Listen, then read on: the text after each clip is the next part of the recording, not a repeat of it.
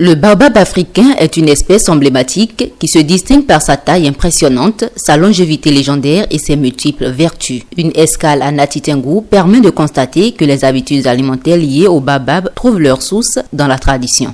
Nous là, ça nous servait beaucoup. Avant, c'est nous parents, c'est ça qu'ils prennent souvent en venant le champ, c'est ça qu'ils vont prendre pour mettre dans l'eau, derrière bois. La farine de baobab là. Ils vont mettre ça avec des graines ensemble et derrière pour boire. Et les graines, ils peuvent prendre ça, ouvrir, faire la sauce aussi. Et les feuilles aussi, ils peuvent amener ça plié dans petits noyaux pour faire la sauce aussi. Malheureusement, cette richesse s'éclipse progressivement. Un géant au pied d'argile, ce n'est pas trop pour qualifier la situation que traverse depuis quelques années le baobab au Bénin. L'espèce subit toute forme de pression qui fragilise son peuplement. Heureusement que le projet Baochen vient changer la donne. C'est un programme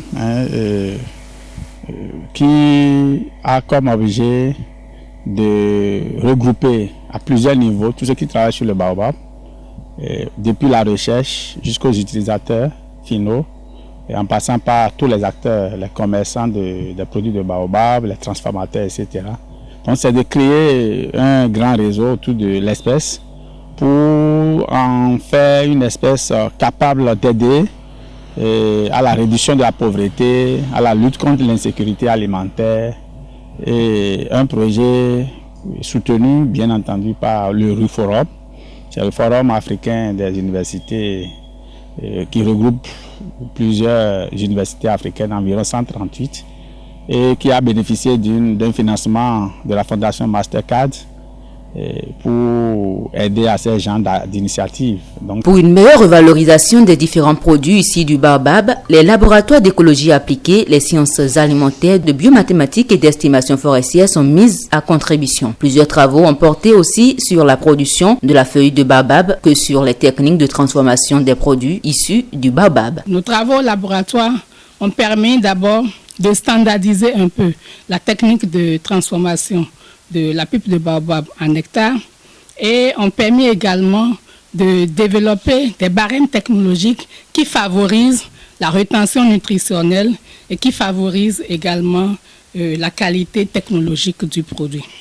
Nous avons pu déterminer avec haute précision les barèmes de séchage dans un type de séchage donné qui permettent d'avoir des feuilles d'abord de couleur très attrayante, une poudre de feuilles de couleur très attrayante, mais surtout une poudre de feuilles qui a gardé la majorité de sa potentialité nutritionnelle.